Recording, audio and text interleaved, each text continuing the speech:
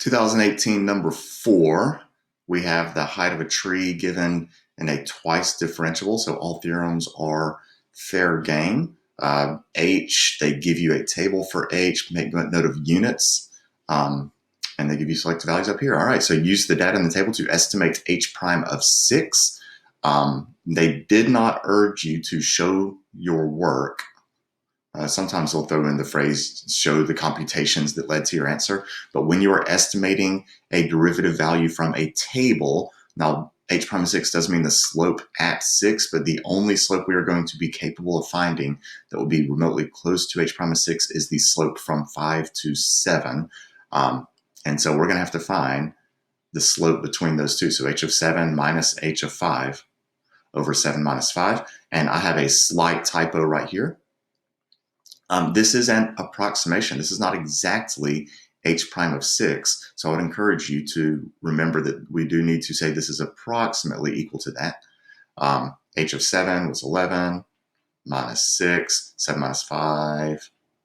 And that gives me a final answer of 5 halves, I think. Yes. And do remember that when you are doing this, you absolutely must write down the difference quotient. You cannot skip straight to 5 over 2. They want to see that difference quotient.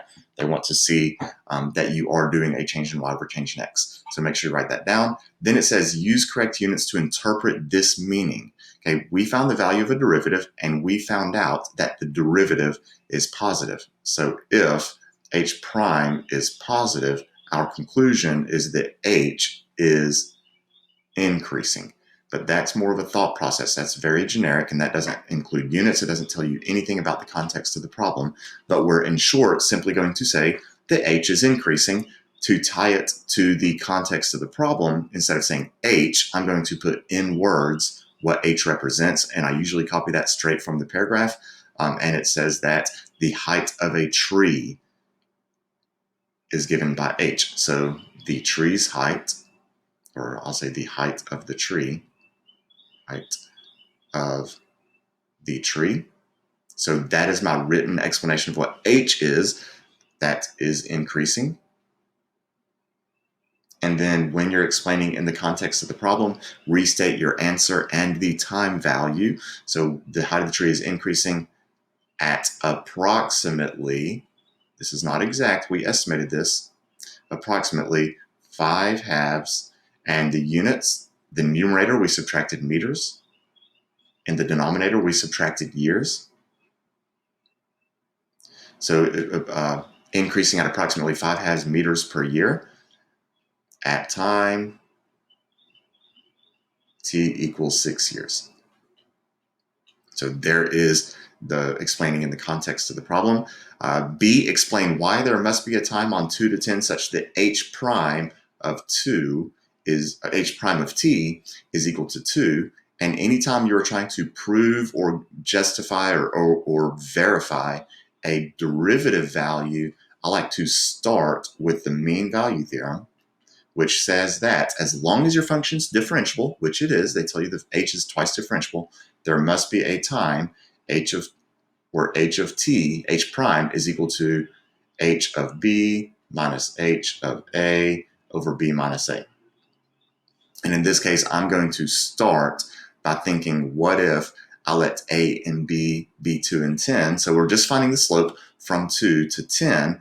And so I'm going to very quickly in my head, or maybe on paper, write down that difference and see if the slope from 2 to 10 gives me 2. So that will be 15.5 minus 1.5, not 15.5, that'll be 15 minus 1.5 divided by 10 minus 2 is 8.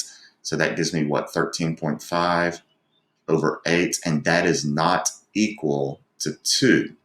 So that means that doesn't mean that the mean value theorem fails. It just means that the slope from 2 to 10 did not give me the desired result. I need a slope of 2. And so this problem just got a good bit more difficult. Now I have to fish and try to find 2 points anywhere on this table where the slope between those two returns a value of 2. And so let's get rid of that. So 2 and 10 didn't work. And now I'm looking at this, and it looks like the slope from 3 to 5 will work because I'm going up by 4. That's a change in y of 4, a change in x of 2. 4 divided by 2 will give me a slope of 2. So there's my 2 points. I need to go from 3 to 5.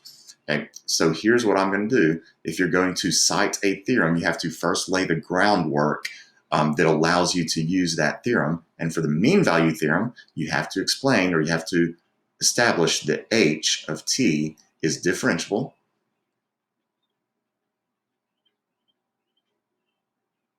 on differentiable, because the mean value theorem, you must be differentiable, and you need to also say continuous, because if you do not say continuous, sometimes they will not give you credit for the explanation. This is differentiable and continuous on the interval 2 to 10. Therefore, the mean value theorem applies. And I'm going to say the mean value theorem says that h prime of t must equal h of 5 minus h of 3 over 5 minus 3, which ends up being 6 minus 2 over 2, which is 2 for some t on the interval. And I did apply mean value theorem on 3 to 5, so I'm going to say for some t on the interval 3 to 5. And because 3 to 5 is inside the interval 2 to 10, we have satisfied this question. We've answered this question. All right, moving on. Number C, use a trapezoidal sum to approximate the average height of the tree. This function is the actual height. The average height would be 1 over 10 minus 2. This is an average value theorem. 2 to 10 of h.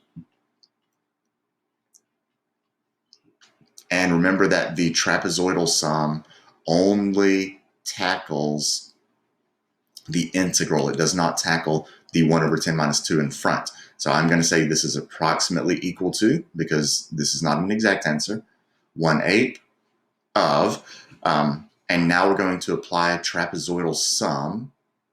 Move this all down a little bit. Of course, you only grabbed that. That makes perfect sense.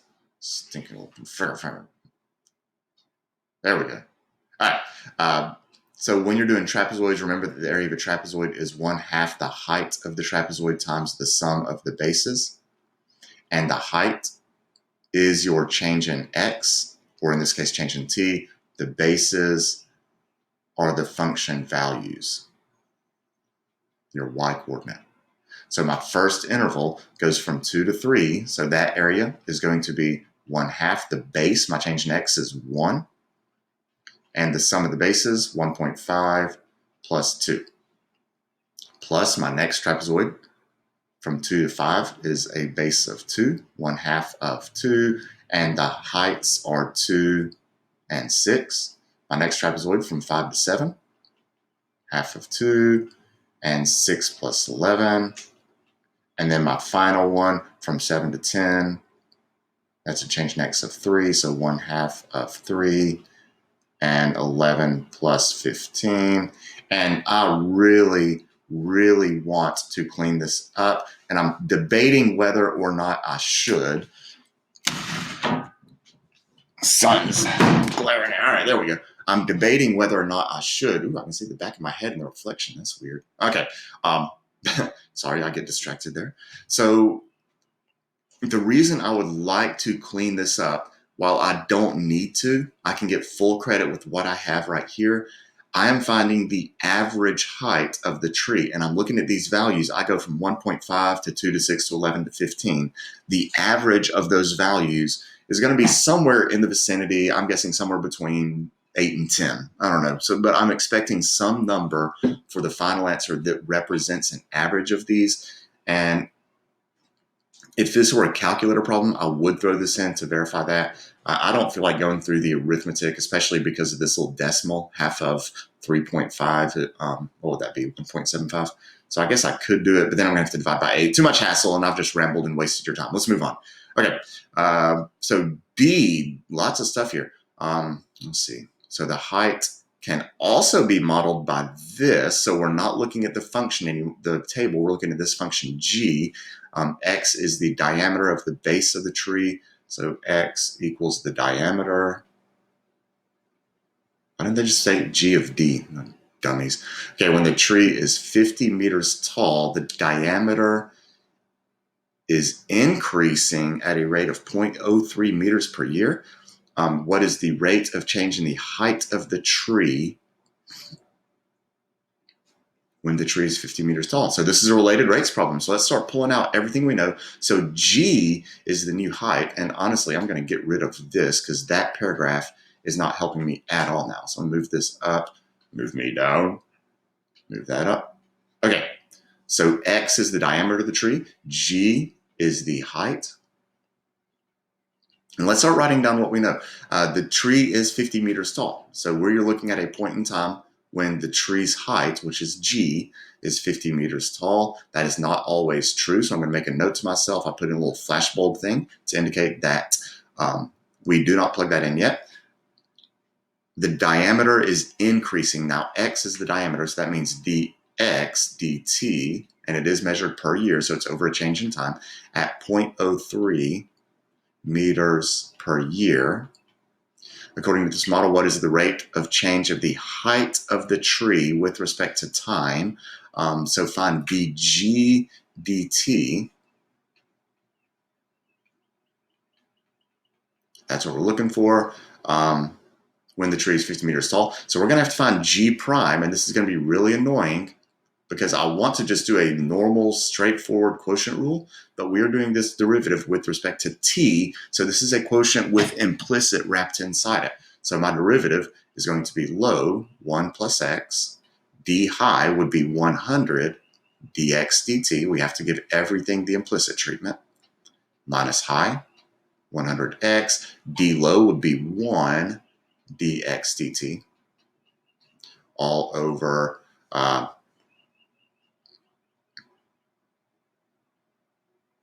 brain fart, sorry, too early in the morning, 1 plus x squared.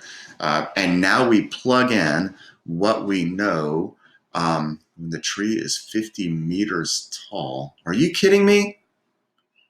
Okay, so what I'm seeing here, at this instant, dg dt, I have dx dt, I am missing x. Because I'm trying to find dg dt, I've got to find a value for x. And so to find x, very frequently in related rates problems, and this is no exception, to find x, you go back to the original problem, and we're looking at a time when g is 50. So I'm going to have to plug in 50 for g and solve this equation for x, which will not be absurdly difficult. It's just annoying. I'm going to multiply by 1 plus x, so 50 plus 50x equals 100x, and it turns out x is going to be 1. So 50 equals 50x, and at this instant, x is 1. So let's start plugging everything in now. So 1 plus 1 is 2 times 100 times dx is 0.03 minus 100 times x will be 100 times 1.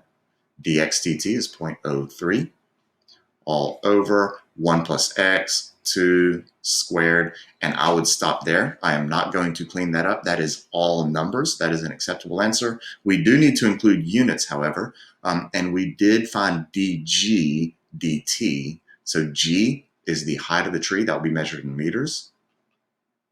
And dt is a unit of time, and we are measuring this probably still in years, and we are, so meters per year. So we're doing this in years, and there is our answer for part D.